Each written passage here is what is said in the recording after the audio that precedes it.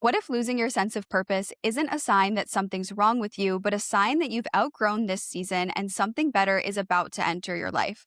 Today's episode is for the woman who used to feel really clear on what she was doing and why, and somewhere along the way, that clarity disappeared. It's also for the woman who has never felt clear in her purpose and has been quietly wondering if something is wrong with her. Today, we're not going to give you a vision board exercise or tell you to just follow your passion. We're going to dive into the psychology of purpose, why humans need it, and how you can actually find I it. feel like all of our best episodes on here come when we are having a conversation off of the podcast. And then we're like, we need to have this conversation on the podcast. And this episode came about because last week when we were filming afterwards, we were just kind of chit chatting and we were just talking about how we've been feeling a little bit purposeless lately, which sounds bad to say. And I know we both feel guilty for saying it because objectively we have a dream job. People would love this job.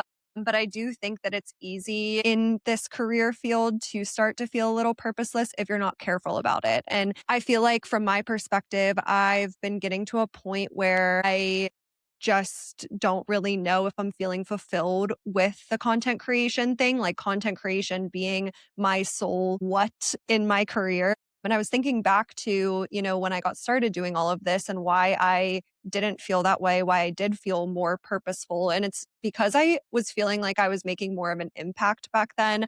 I did a better job of waking up every day being like, what does she need to hear today? And that's why I'm going to post this video. But I think somewhere along the way, you just start getting caught up with certain things and, it becomes a little bit more achievement based. And that can end up making you feel a little bit empty. So I'm excited for this conversation today because we're going to talk about what purpose is, what it isn't, and how to find it. Yeah, I think regardless of career, that everyone feels this at some point, which we're going to talk about why. And spoiler, it is very normal, and everyone feels this at all different chapters of their life. But I think it's funny because even with this job, and it is such a privilege, but I think back to when I started my career and I was making $20 an hour pre-tax, like before business taxes and expenses and things. And I felt the same way. I had moments where I felt like I really had a purpose and I felt really fulfilled. And then I had moments where I didn't. And so it's like, regardless of what situation we're in, like we can play the privilege game of, oh my gosh, like, you know, I was privileged when I made $20 an hour because I had food on the table and I had a job. I was making money. I had my own business. And sometimes I still didn't feel fulfilled or full of purpose in the same way that now making more and having this dream job that, sometimes I feel that way too. And I agree. I think I've realized recently that I feel most fulfilled and like my content and my work has purpose and meaning when it feels like it's making an impact. Like with the style series, that was and I talk about it all the time because it was truly the most fulfilled I've ever felt in any content series that I've ever created because the comments and the DMs and just like seeing how people really resonated with it and how seen it made people feel and that it gave people more confidence and all those things and the impact it had not just on me but on other people, that was so fulfilling to me. Like that gave me so much purpose. I was like, wow, I'm really helping like women navigate something that they're struggling with too. And I've been in that rut too recently where I just feel like nothing that I put out is really making the impact that I want. And so I've questioned, I'm like, what is my purpose in doing this? And I think that in order to feel really motivated, I'm the kind of person that I need to have like a bigger purpose. There needs to be a why behind what I do. I don't enjoy just like showing up and posting whatever I want, random things. I'm like, no, like I want people to resonate with this. I want them to learn something and grow. I like want it to have an impact. Yeah, and when we were making the outline for this episode, I was kind of reflecting back on why I think a lot of ambitious women struggle with finding their quote unquote purpose. And I do think some of it has to do with we tend to jump back and forth from a lot of things. We tend to have a lot of interests and things that excite us. And, I'm a big proponent of the whole kind of portfolio career idea where you're doing a bunch of different things and maybe you have multiple different freelance roles. But sometimes I think that that can be a double-edged sword, which is that you have a lot of width, but not a lot of depth. And I do think sometimes your purpose lies in that depth the depth is where you're able to really make an impact and really change someone's life.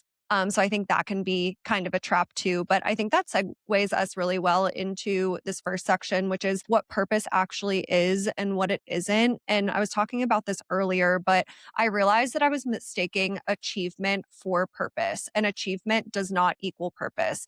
Achievement gives you validation, but purpose gives you meaning. And for example, one realization I had a couple of months ago was that I realized that I felt very empty when my content wasn't performing extraordinarily, right? Like I felt really great when I had a viral video or a video that was performing really well. So there were a lot of comments for me to respond to. And then on the days where things were just kind of acting normally, my videos were getting a normal amount of views. I realized I had this kind of like emptiness inside of me.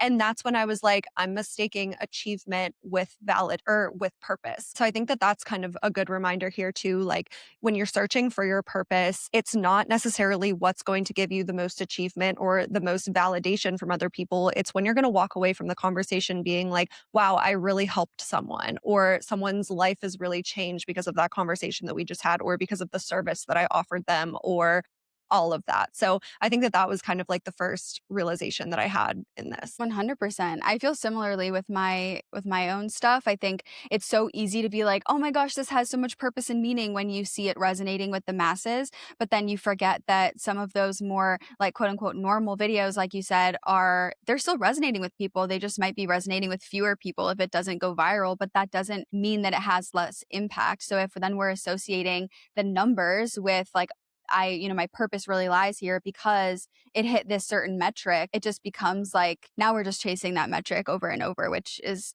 not fulfilling and is ultimately a never ending cycle because you're going to continue to raise the bar of what that metric is. The next thing on this is just that your purpose is not your passion. And so you guys know I love, if you listen to the podcast for a long time, you guys know I love like psychology and digging into like how your brain works and things like that. So when I was putting this outline together and really researching it, I pulled into a lot of the like psychology behind your like what makes us feel fulfilled and our purpose and things like that. And that's where a lot of the points throughout this episode come from. But your purpose is not your passion. And basically what the research actually shows, which is crazy, is that waiting to feel passionate before you commit to something keeps you perpetually searching and never building.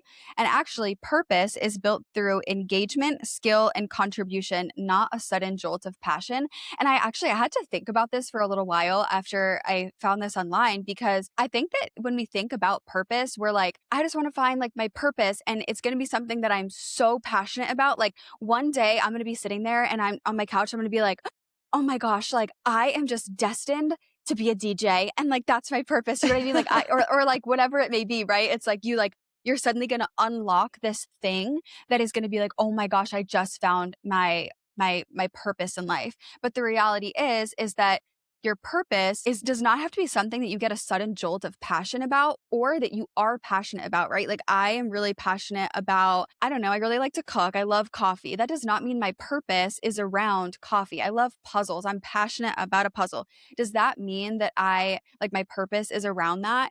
No, right? So you have to remember that like your which we'll talk about how to actually find your purpose, but your purpose is not going to come from a sudden jolt of passion. It's probably going to come from actually engaging in something, building a skill around something, or yeah, like being like doing something that then you realize, okay, I'm starting to realize more about what I like, what I value, and then over time you find it from there. Yeah, don't they say that your passion is at the intersection of it's like your skill, your impact, and your Yeah. passion What or is it something? called? There's like a Ikigai? yeah, there's a Ikigai, right? Yeah. triangle, and your purpose is at the intersection of it. But I think that that's such a good reminder because your purpose in life is usually going to be where you genuinely can make the most impact, and that might Mhm. not be something that you're overly passionate about. For example, and kind of back to the example that I used at the beginning of this episode, which is in my career, I felt way more purposeful a couple of years ago when I felt like I was making more of an impact. And I do think one reason why I felt that way is because at the time I was doing a lot more of like one-on-one money coaching. At the time it was around personal finance, and through that, I think that I got to more directly see the impact that I was making because people were communicating that with me directly. I could see their face when I would give them a piece of advice and then they would go implement it and then they would email me, right? Was I so overly joyed to go take a one-on-one call all the time? No. Like when I saw them on my calendar, did I love it? Was I overjoyed about it? No. But at the end of the day, did it make me feel purposeful because I knew I was making an impact? Yes. So I do think that's a really good reminder. Like what you're so overly excited about might not be the thing that is actually making the most impact. Yeah. And it doesn't have to be. And also you don't have to sometimes like the purpose comes before the passion. Like you feel like, wow, I really have a purpose in doing this. And the more I actually show up for it, the more I'm like, yeah, like I'm passionate about this for so many reasons that I didn't even think about. So The next one is that your purpose is not your job title. And if you're listening to this and you're in, let's say, a 9 to 5 corporate role, right?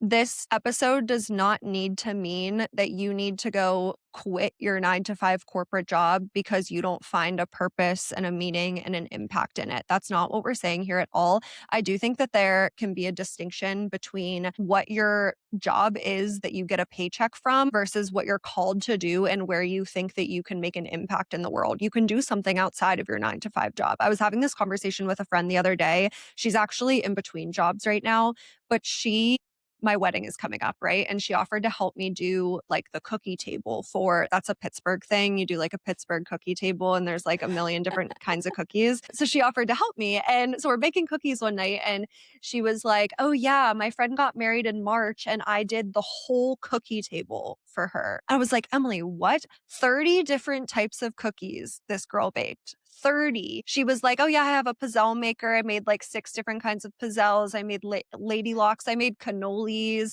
And then for the wedding, I like set it all up and designed the entire table. I was like, Emily, you should be doing this. Like the amount of like purpose and joy and fulfillment that you could see on her face from like doing that for a friend and like making an impact in that way, like that can be a purpose and an impact and a calling. And that doesn't have to be her full-time job. Even though she's between jobs right now, it doesn't mean that she has to stop the job search and be a cookie maker full-time, but you can still have that calling and still go after something that you genuinely feel like is purposeful and makes an impact for people. yeah, there's this researcher that I found when I was putting this together that she's from Yale, and I have no idea how you pronounce her last name. Her name is Amy Rzanowski, maybe. I don't know how you say it, but part of her research is that she shows that people relate to their work in one of three ways, and it's either as a job, aka they just view it as their paycheck, or it's they view it as their career and they're viewing it as like, oh, this is something that's going to advance me and I can see like I'm focused on growth, or they view it as a calling and that's something that gives them meaning. But so when you think about your job, like you don't, for example, like let's say you look at your job as more of a paycheck, obviously then it has nothing, it's not your purpose. You know what I mean? If you view your job as a calling, like you truly feel like you were called to do your job and you're meant to be there, it might be part of your purpose.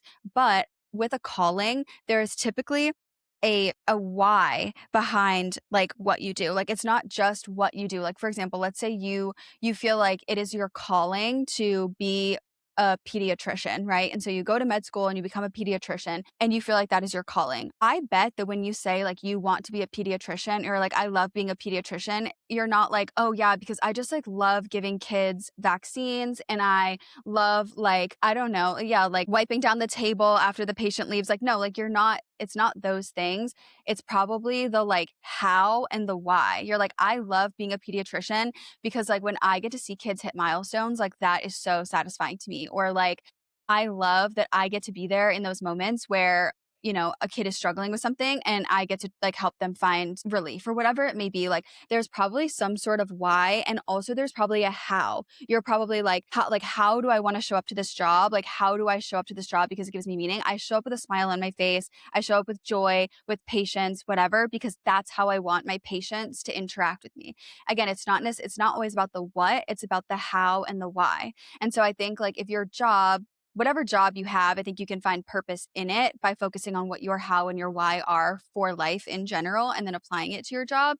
But It's all just to say, like, if you don't feel like if you're like, "Yeah, I have my job, it gives me my paycheck, and I'm satisfied with that, but I don't necessarily feel like my job is part of my purpose," it doesn't have to be. So if you're constantly trying to search for, like, "Well, then I have to find a job that gives me, like, that is my purpose," there might not be one. Your purpose might exist somewhere else. I totally agree with that. I think that there's going to be two types of people listening to this episode. Some that really resonate with the, okay, I want to find a job and a career that satisfies my purpose in some regard. And that doesn't mean that your job has to be your only purpose. But I do think some people listening to this might be like, you know what? I do want to start going after a career that does feel more purposeful to me.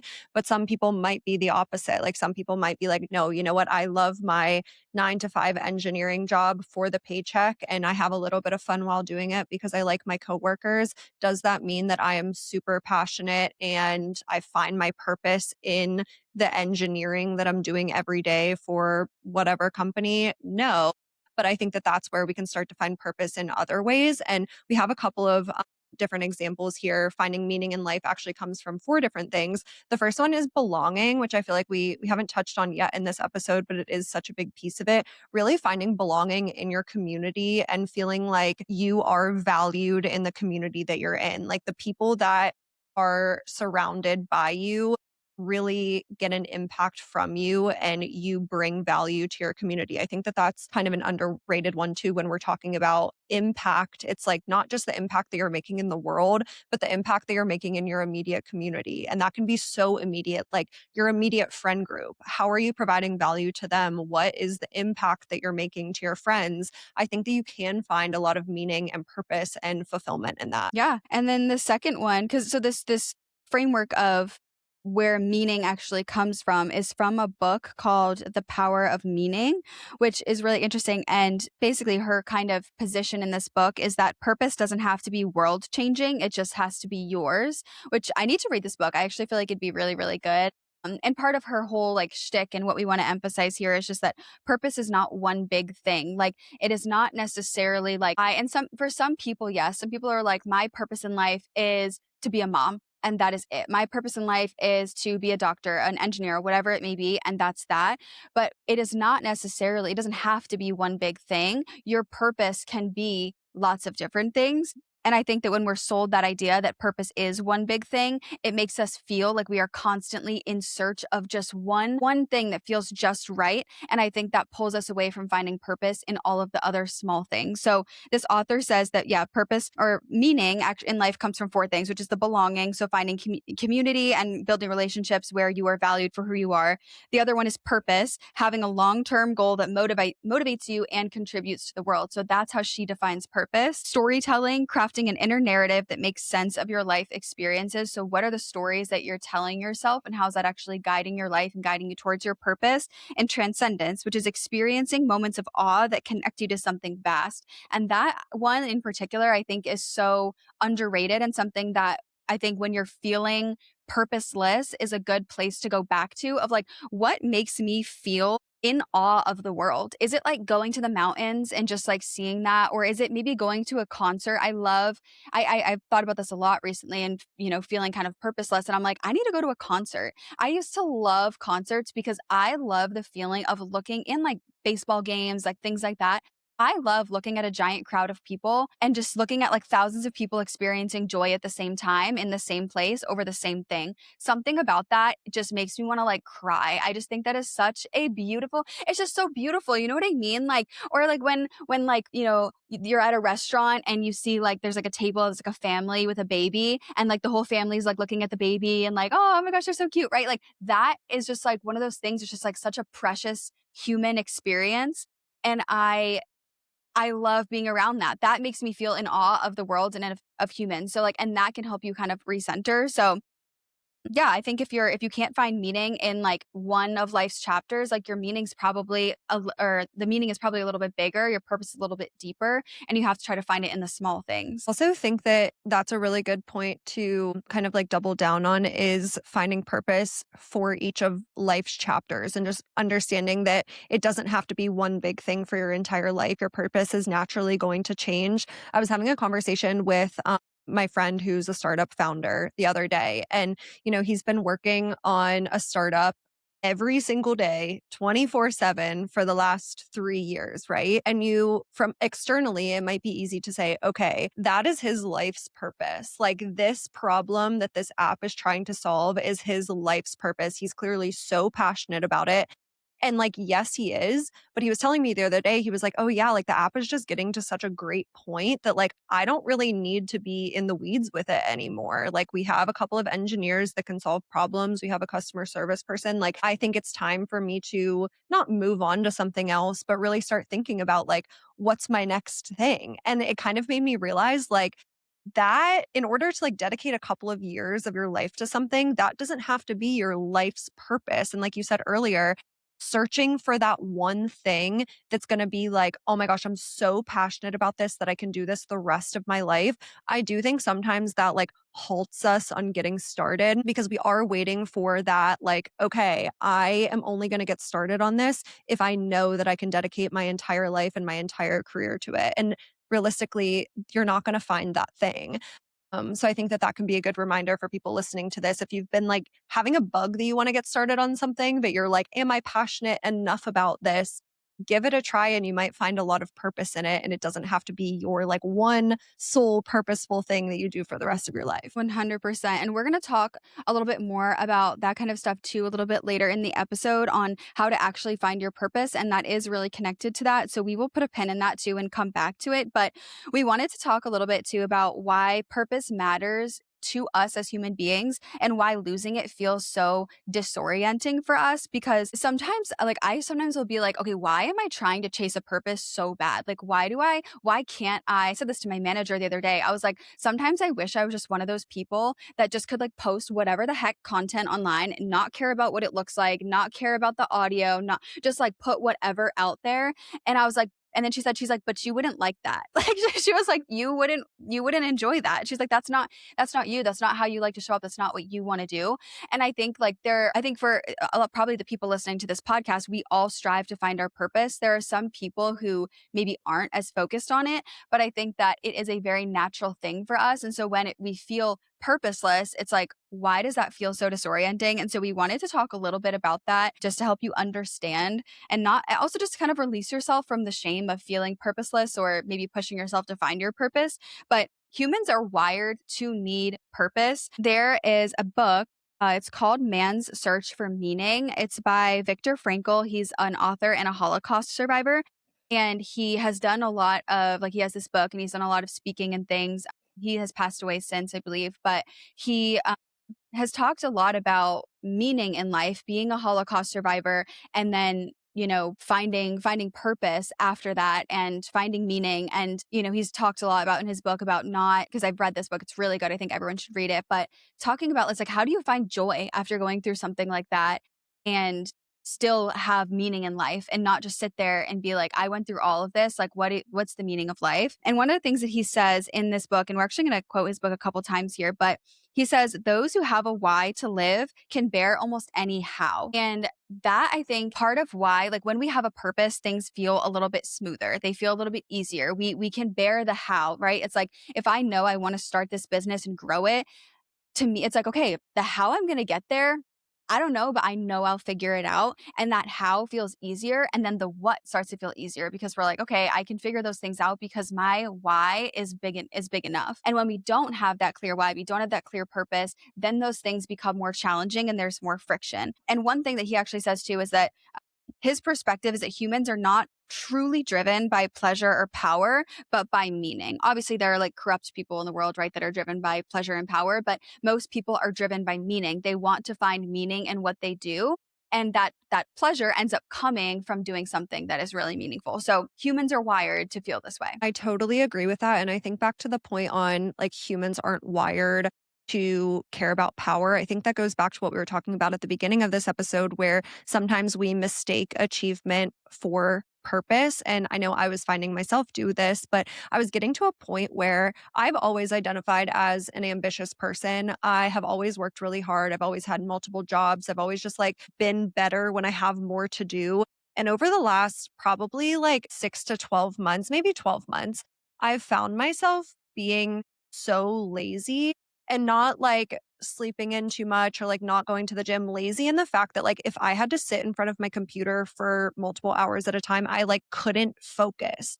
It would be 1 o'clock in the afternoon and I'd be like, oh my gosh, why do I have to sit here? Like, oh, I just want to get up and go for a walk or go to the gym. When I used to work like 10 to 12 hours a day. And I realized that it was because of a lack of meaning. Like you just said, when you don't have it, there's so much more friction. Even like, let's say that you want to become a content creator because you're super passionate about a certain niche and you want to teach it online, right? Okay, well, if you have that passion behind it and you genuinely feel like there's meaning behind it, posting a video every day is not going to be hard for you for the most part. Like, yes, you still have to develop the skills, but there's going to be way less friction because you do find that meaning behind it. But when you feel purposeless and you feel like you don't have a meaning, it naturally makes you lazy. It makes you not want to do what you have to do. It gives you so much friction around what you're doing because you don't have that deeper why. 100%. And I think that, that feeling when you don't have that purpose or that meaning, like we said, it feels really disorienting. And I think that I don't know, we just don't talk enough about why that is the case, but it does feel like losing yourself. Your 20s and your 30s, so much of those decades are about constructing your identity in relation to yourself and in relation to the world around you. Like, I mean, how many, I don't know, gosh, I feel like every 3 months in my 20s, I'm like, "Who am I? Like, what is my purpose? What is Grace? Like, who is Grace outside of my job? Who is Grace outside of her friendships? Who is Grace outside of this hobby?" Like, really trying I feel like that's a constant question of, like, who am I in relation to the world, and who do I wanna be? And so when you can't easily say, "I am XYZ," that gives you when you can easily say I am XYZ, right? It gives you a sense of fulfillment and peace and purpose, right? You can say like, yeah, I am head of marketing at so and so company, or I am like a wife and a mom, I am whatever it may be. That it feels really easy. When you can't say that, it makes you be who am I? And that makes you feel like you don't know who you are. And I That think that sorry, I was gonna say when we're younger, we can say like I'm a college student, I'm this major, or when you're fresh in your career, you can say like I am XYZ job. But I think that as we get older, we desire a deeper sense of meaning beyond that, that then is like, yeah, who am I outside of that? something that I really struggled with in my early 20s, especially when I quit my first corporate job and kind of went the more entrepreneurial route. And, inside I knew I was doing one on one calls, helping people with their money. I was selling templates. I was doing freelance roles. Like I knew that I had a lot going on. I had a career, I had a sustainable career, but I could no longer say when someone says, like, "Who are you? What do you do?" I couldn't just be like, "Oh, I'm an auditor," 'cause that was my corporate job, right? And I think that sometimes we use those identity-based, like, not acronyms, like adjectives about ourselves because it's an easy way out to say what we do and, like, what our purpose is. And I think that that's okay externally. I think when someone asks you what you do, no one wants to give this, like, huge, long answer about, like, what their life's purpose is, but I think that sometimes we just need to, like, reflect on it on our own. You know what I mean? Like, just spend time thinking like, okay, when I think about who I am, I don't want to say my job title. I don't even want to say that I'm a wife or a mom, right? Those can be really big aspects of your life, but like I do think that we need like a deeper like way to describe ourselves even if it's just internally, and that's not something that I'm good at doing. I couldn't answer that question to myself if I tried, but I think that that's kind of like what we're searching for is just to like have our Yeah. identity be wrapped in things that actually feel meaningful and purposeful to us. 100%. I think there's two more things you want to kind of mention in this section here before we dive into how to actually find your purpose or find it again if you have lost it and are rediscovering it. But one thing here is that purpose is seasonal and nobody tells us that. Like, purpose is not a fixed destination that you just arrive to one day. That's just not how it works. Yes, you may find really great fulfillment in something that maybe is long lasting. For example, again, if you are like, my dream was being a pediatrician and now I am, and I feel like that is my life's purpose is to be a pediatrician. But guess what? There may be seasons that it feels like you have less purpose in that. And you have to think, what is my purpose in this season of life? That's just the reality of it. Like, purpose evolves as you evolve. The way that, or things that gave you purpose when you were 22 are probably not going to be the same things that give your life purpose and meaning at 32. That's just the reality of it because you're an entirely different person. Like me 10 years ago versus me now is so, or we're so different. Yes, that I still have the same, core values and whatever, but what gave my life purpose at 17 is not what gives my life purpose and meaning at 27. And I think that when you don't have to feel any sort of like negative emotions about that because that is it's just the gap between who you are and who you're becoming. And that gap when you're like, okay, I feel like I've outgrown who I am and now I'm trying to rediscover what my purpose is and I don't quite know it yet because I'm not like I'm becoming that version of myself. That can feel like a very scary place to be because again, we're striving to have purpose and meaning. But a couple years ago, I was kind of going through, it wasn't a couple years, actually last year. I don't know why I said a couple. Last year, when I was going through like a little season that I felt like was a plateau, and I just kept feeling like, I'm like, what is kind of like, again, just like, what is my purpose? Like, what is this plateau? And I just like thought about, I don't know if this is a quote that I heard somewhere or if this just came to my head one day, but it just like popped into my head. And I was like, a plateau in life is a chance to run free. Like think of like flat ground. Like if you're standing on a plateau, it's flat ground. That's like you can run free versus like if you're like on, going up a mountain. And there are some seasons of life that are like you're going up a mountain and you're like to the next, to the next, to the next, whatever. And you're hiking up it. And there are other times where you're at a plateau and you're meant to just run free. And I think that when you're in that in between where you're like, I've outgrown who I am and I don't quite know what is next for myself. That is your plateau to run free, to be like, okay, let me go discover what my purpose for the next season of life may be. Keeping in mind that it is not a destination. It's going to be, you're going to go up a little bit in life. You're going to have a plateau where you're going to be like, oh, I got to figure out what my purpose is for the next season. And you're going to find it. You're going to go up again. You're going to hit another plateau. Like as you evolve, I think, a good example too is people always talk about, I have friends who are parents and they're like, yeah, like being a mom has given me such a sense of purpose. Guess what? When their kids turn 18 and they go off to college, how many parents are like, my goodness, like I don't even know who I am now. Like I raised this kid, now they're off to college. I guess I did my job successfully, but like what's my purpose now? And guess what? They find their purpose again and they find it in something else. You think about retirement. It's like, okay, you're going to find your purpose again at retirement. Like it's going to evolve and you have to kind of release that. Like release the need to have the same purpose your entire life and release the need to find it rapidly because it's going to change. I love that analogy so much. Like the plateau gives you a chance to run free. I love that. I'm definitely going to remember that. And I think that that covers our last one too, which is that this is universal. It's not a you problem. Every single person experiences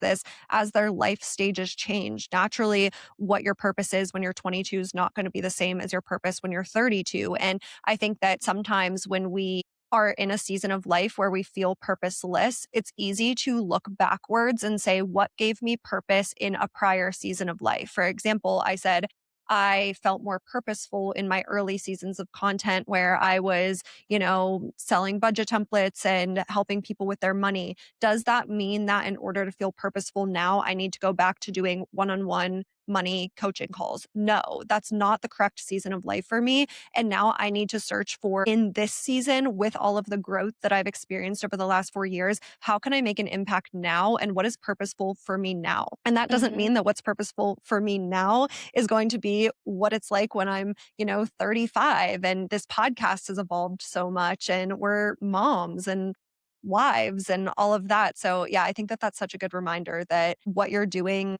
now, it's seasonal and let's find a purpose for right now. It doesn't have to be your lifelong thing. Yes. And that when you release that, I feel like it gives you so much freedom. Like, again, we were saying at the beginning, this episode topic is so relevant for us because we both have been feeling a little bit purposeless. And so it was actually really fun, like putting together this outline and quite self-serving in a way because I was, digging into the research for my own sake, but also obviously to share with you guys. But just like realizing, I realized as I was putting this together, I'm just like, I need to release, like, there are certain things that brought me a really great sense of purpose in past seasons. And like you said, it doesn't mean I need to repeat them. Maybe I can look at like what gave me purpose in that and what the why was, why I love showing up for those things. But releasing yourself from the pressure to repeat something that gave you purpose or to find it, in an instant, I think takes a lot of the pressure off and can actually help you find your purpose sooner and faster. So we're going to talk about 6 ways to actually find your purpose or to find it again if you are rediscovering it. And the first one is to stop searching and to start paying attention. And this is so hard to do, right? But purpose is often not found in like thinking harder. It's found through paying attention to the world around you, to your life, to your feelings. It's like, I don't know, it's like when if you have like a problem, right? And it's like, how often do I solve that problem in my head by like thinking about it 24/7? It's like, no, like I know that I need to step away from thinking about that problem in order to actually fully process it. So some of this advice is a little bit cliche, but we're going to talk about, it on a deeper level. But think about like, when do you lose track of time? What makes you angry about the world? Because what makes you angry usually shows what you care about. What do people consistently come to you for? And when do you feel most at peace? I will say, I think the advice of like, when do you lose track of time sometimes is kind of like stupid because like, yeah, I lose track of time when I'm reading my book, but that doesn't mean my like greatest purpose in life is to like be a librarian, you know? However, I think that you can dig a little bit deeper. So, like, when was the last time you were so engaged in something you forgot to check your phone? An example, I went to a pottery class a few weeks ago with my friends, and I like did not even like, I wasn't thinking to check my text messages. And that doesn't mean that pottery is my purpose. But if I think about the overall setting, I was talking to friends, I was engaging in meaningful conversation, I was doing something with my hands, I was not online, I was like physically in person. So it's like, okay, I really enjoyed like connecting with other people and just being present physically around other people, connecting with people in real life offline. I really enjoyed that. Okay, let me think about other things I've been craving recently. I've been saying to my friends, like, I am just craving more like normal hangouts. I'm like, every time we hang out, it does not have to be like a whole shebang. Let me just come over to your house in my sweatpants and let's just watch a TV show together and eat some Chick-fil-A. Like, that's what I am craving that. And so I'm starting to realize, okay, like I am craving more human connection, more ability to like be physically present with people. And I think that that's a really good way to think about it too. I think the one that resonates with me the most on this list is, what do people consistently come to you for? And I think back to the example that I gave about my friend who did the cookie table, right? And I didn't even know that she baked cookies. But when I was thinking about these cookies that I needed to bake for my wedding, I just immediately kind of like thought of her. And I was like, she seems like a person that would enjoy baking. So I texted her and one of my other friends and I was like, hey, do you guys want to get together this weekend and bake cookies for my wedding? And that's when she told me, like, oh, yeah, let's come to my house. I have a KitchenAid. I literally bake cookies all the time. And then when we were there, she was like, I actually did the whole cookie table for my friend's wedding. It's like, what do people consistently come to you for? And how can you just like lean into that a little bit more? And again, this isn't saying you need to go out and start a business around whatever your friends ask you for advice for, but maybe that is like slowly like integrating you into a world where you can make more of an impact and have a stronger meaning and purpose around something that you're probably naturally good at. Like for me, that's exactly how I started posting on TikTok about money, because all of my friends were coming to me for, they knew I kept a budget and they knew I tracked my spending. So they were like, hey, can you help me create a budget? They were like, can you help me set up my 401k? Because I just got my first full time job. They were like, should I be investing in a Roth IRA? They were asking me these questions. And I was like, you know what? If I'm clearly making an impact for them, and when I'm making that impact, I feel so good. Like I loved helping my friends create a budget and I loved helping them set up their 401k and just talking to them about it. And I was like, how can I do more of that? So I started posting on TikTok, and that doesn't have to be your route, but I think that it's just like, pay attention more when people are asking you questions, and how can you lean into those things a little bit more? Yeah, and I think to our point earlier, like you didn't like you've pivoted from the type of finance content that you once posted. Like we both did the same thing. We both posted like talking to camera, financial education, like here are 3 money tips you should implement, da, da, da, like that's the kind of content that we did. And we've evolved as human beings over time and we're still successful, right? Like you don't have to stay attached to something that gave you purpose in one season of life. Like you can evolve. The second way to discover your purpose, and all of these, I think that these are things you should try to do all of them. Like it's kind of like a, which one resonates, or like keep these all in your back pocket. It's not like a pick one kind of thing. But number 2 is to look at your resentment. And I think this is really interesting.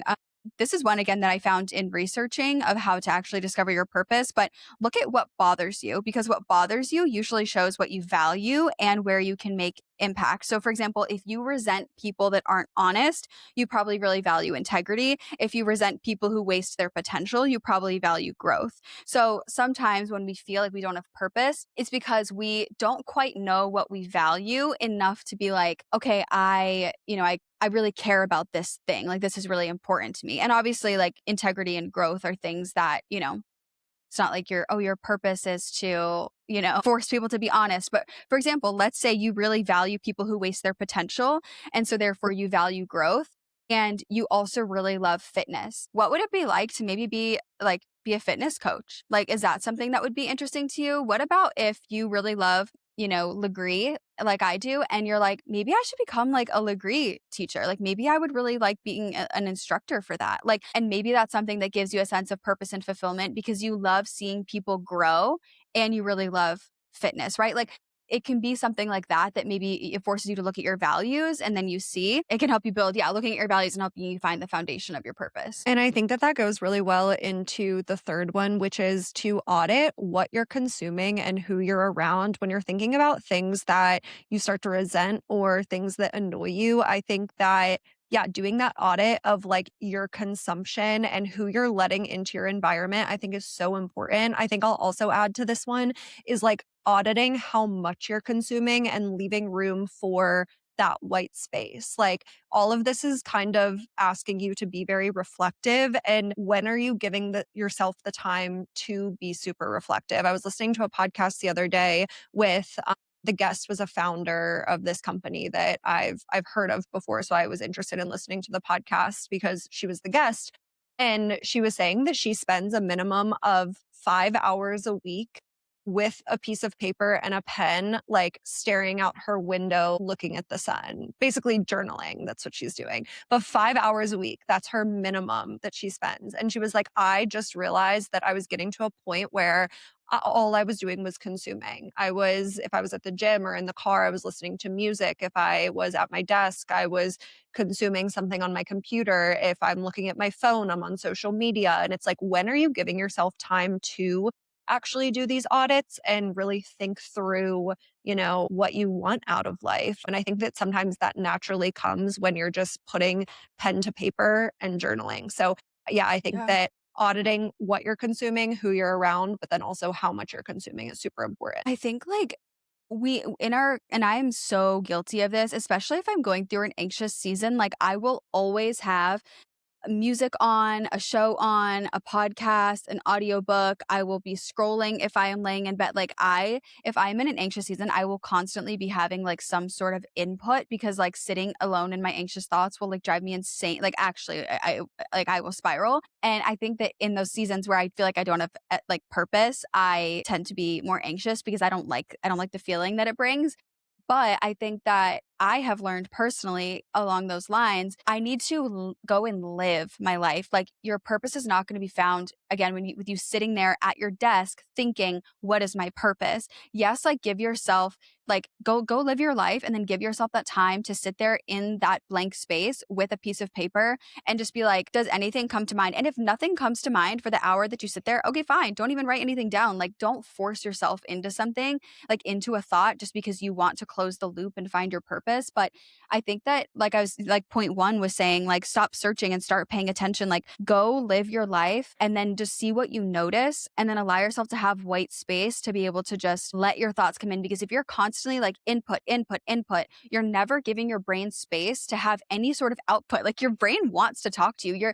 Again, it's a human need to feel purpose. Your body wants to find it, your brain wants to find it. But if you're constantly just like inundating yourself with information, your brain is never going to have any space to think. So it's like, yeah, even if you don't want to sit there with a piece of paper, drive to work in silence or go for a walk with no headphones, just quiet. Or when you're cleaning your apartment, don't put your playlist on, just be in silence. Like give yourself downtime. And this kind of goes into the next one too. Number 4 is just don't rush the in between. Like this is actually really guys. I just say this about every time there's a point related to psychology. I'm like, oh my gosh, it's so fascinating because I just love it. Perhaps this is related to my purpose. Perhaps I need to like explore that more. But there's this guy named William Bridges, and he has this. It's called the Bridges transition model, and it's actually a theory for like organizational psychology. So like a workplace about how people deal with change and how they adapt to it. But it's really interesting because we can apply the same framework because obviously it's about workplace psychology, but the workplace is full of people, which we all are.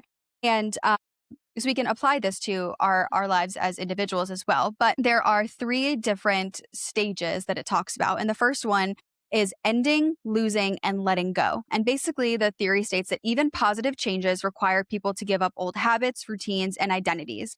And that typically triggers fear, anger, denial, or resistance, which I think when people start to realize, oh my gosh, I'm losing my sense of purpose, they start to be like, okay, wow, like, yeah, certain things that fulfilled me before didn't. Therefore, like, I'm not in the same routine. My identity is changing. I feel really afraid. I'm like denying that it's happening. I'm like forcing myself to try to find purpose in something that doesn't feel fulfilling anymore. And it's kind of like, okay, what the heck? The second stage of this transition model is called the neutral zone. And it's the awkward in between where the old way is gone, but the new way isn't fully operational yet. And this sparks emotions of confusion, anxiety, and low morale. But it's also a highly creative place where innovation and new perspectives take root. And I love this so much because in like, you think about it in the workplace, like let's say there's a giant change in your workplace, right? And everyone is like, oh, what the heck? Like, oh my gosh, we're going to have a couple days remote now. Like that's, this is going to really change my routine and how we work and da da da. And then there's going to be this in between where you as a company are trying to like reestablish, okay, what are our routines? What are our standards? And I love the way that this uses the term, it is not fully operational yet. Because I think that sometimes like I feel like recently, for example, I kind of have felt purposeless. I'm starting to get some inklings of like the direction that I might need to go in, but it's not fully operational yet, right? I don't have a clear idea or a clear like, okay, this is what we're going to do. I'm taking aligned action in the sense that I'm like, okay, I have this inkling, like this thing seems to be really piquing my interest. I'm going to go explore it because maybe my purpose lies over there. I'm going to explore this one because maybe my purpose lies over there, but nothing's fully operational yet. If I try to rush into that and be like, oh, I have to get to this thing, I might try to force something that is just not actually meant to work. And then what's the point of that, right? Explore, but don't try to rush that in between because then the third part of this transition model is called the new beginning. And it's the acceptance of the new reality. People adapt and build skills and confidence to embrace the new, and it leads to feelings of renewed energy. That's where you want to be. So when you're feeling purposeless, you need to give yourself space and time to actually explore without feeling like there's some sort of deadline on it. You can't say, oh, I have to find my purpose by the end of the month and try to force yourself into something. That's not the purpose of finding your purpose, right? It's to explore where you feel those nudges and those inklings and let the purpose unfold and take action on it when it feels like when it's operational, when it makes sense too. I think this is the hardest one to implement in practice because, like you were saying earlier, you have been feeling like more anxiety lately because you're in that kind of in between stage. I've been feeling the exact same way, especially when we get on social media and we see someone who's not in an in between stage and they're like very much Yeah. so in the middle of something that they feel purposeful and they're like being successful and like launching something and it's going amazing. And you're like, oh my gosh, I don't even know what I'm trying to do right now. And it's very easy to feel very anxious about it. But creativity and anxiety cannot live in the same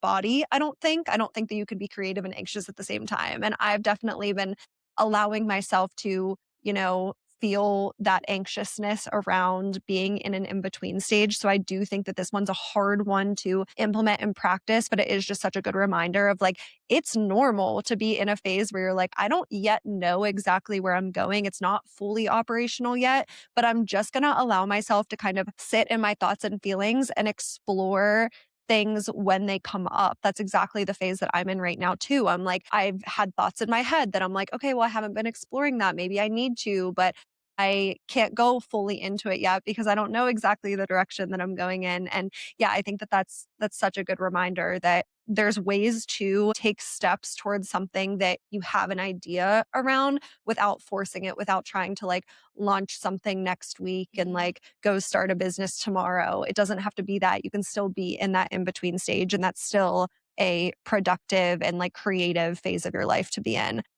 Yeah. The next one is to inject moments of purpose through your values. And I think that this goes back to, your purpose is not one big thing. Your purpose does not have to just be your job title or the business that you're starting or, yeah, the way that you make money. It can be smaller things. And going back to that framework of, what do you actually value versus what do you resent? And how do I inject moments of purpose into those values? For example, if you really value community and being around people that you feel very valued in, how do you inject moments of purpose by helping them more? Like my friend helping me with my cookies. I'm sure she's getting so much purpose out of that because she loves it and it's something that she really enjoys and is good at.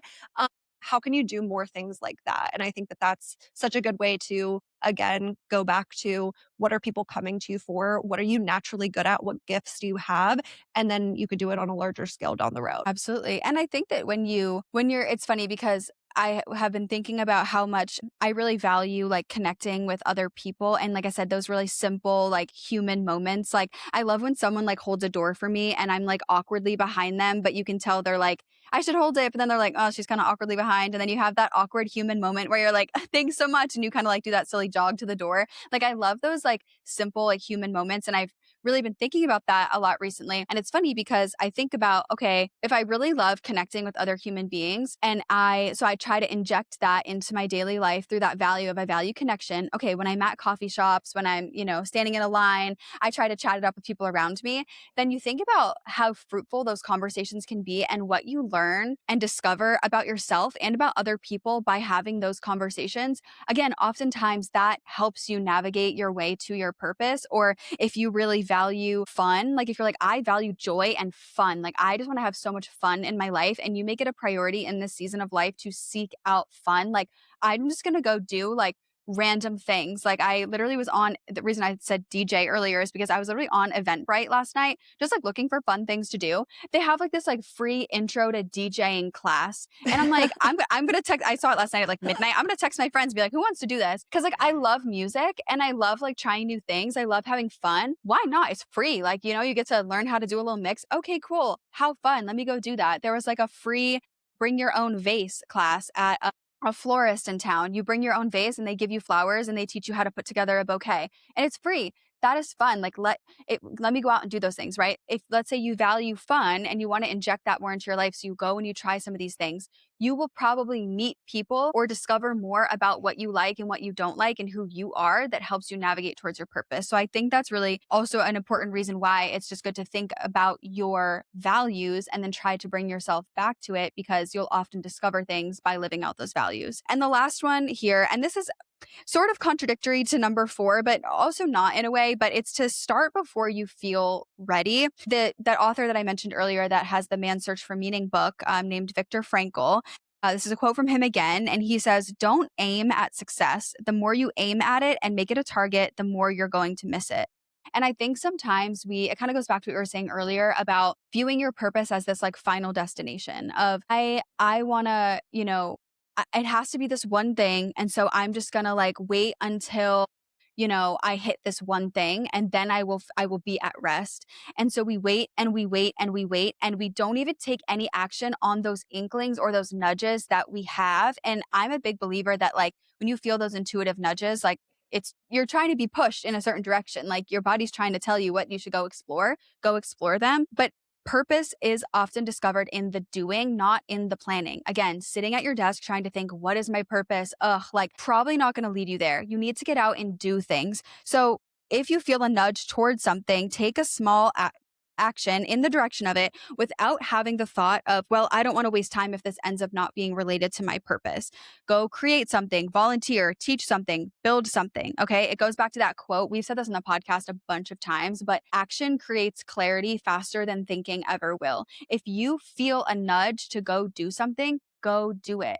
Like, don't think about it, go do it. Your body and your brain are trying to direct you towards what your purpose is. You sitting there and being like, well, like, I maybe I would like to be a fitness coach, but I don't know. So I'm not even going to explore that. No, go find someone who's a fitness coach at your favorite studio and ask them, "Hey, I'm just feeling this like nudge recently. This might be something I would want to do. Would you be open to doing a coffee chat? I'd love to grab us coffee at our favorite shop and just ask you some questions and see more about what that might be like. Explore it. Go do those things. That's how you're going to find your purpose." And I think that this is the best one to talk about when we are exploring the idea of becoming content creators, because I know so many people, not everyone listening to this episode, but I know so many people listening to this episode because you guys tell us all the time that this is the stuff that you're interested in. People are interested in becoming content creators, but I think the biggest like hiccups that people experience for why they don't start posting is because they're like, well, I don't have an entire business plan around that. Like, why would I start talking about this subject when I don't have an idea for a product that I could sell? Or I don't have coaching services around that topic. So why would I start talking about it? Or they're like, well, I'm not an expert in it yet. So I can't start talking about it. I think those are the two biggest hiccups where people really do need to start before they feel ready. That's exactly what I did. I just had this little nudge that I was like, maybe I could just start talking about money on the internet. I didn't know that I was going to make $1 from it. I didn't know that I had no plan in starting or selling my budget template. I've talked about this on the podcast before. That wasn't even the first product that I launched. The first one that I launched was something that nobody asked for, and then nobody actually, it was free. Never mind. And nobody downloaded it, even though it was free. Like, you know what I mean? It was just you're learning as you're going. Nothing's wasted time. You don't have to have the end result figured out before you even get started. You literally just have to get started and also not be focused on the destination. You have to enjoy the journey, which sounds really cliche, but like it's kind of like when you're starting to work out. If you start going to the gym and you're going to the gym because you have an end result physique that you want, that journey is going to be so much harder because it's so slow to get that physique. Day over day, you're not seeing any changes. So it's really hard to stay motivated. But if you're just going to the gym because you enjoy it and you're like, this is my me time, and I like listening to a podcast or my music at the gym, and I talk to people while I'm there, and I love how I feel while I'm doing it, it's going to be so much easier to stay with it because you're not focused on the end result. Content and business, it's the exact same way. So I think this is such a good one to end on. We gave you so much in this episode, and I love this episode. I'm going to think about all of these I know, I'm things because inspired. I just I inspired know, myself. let's go find our purpose. But if you guys enjoyed this episode, please let us know on Spotify. Let us know if you have any questions about these kinds of topics, if there's any other episodes that you would love us to talk on, because these ones are our favorites to film. But with that, thanks for tuning into the podcast, and until next week.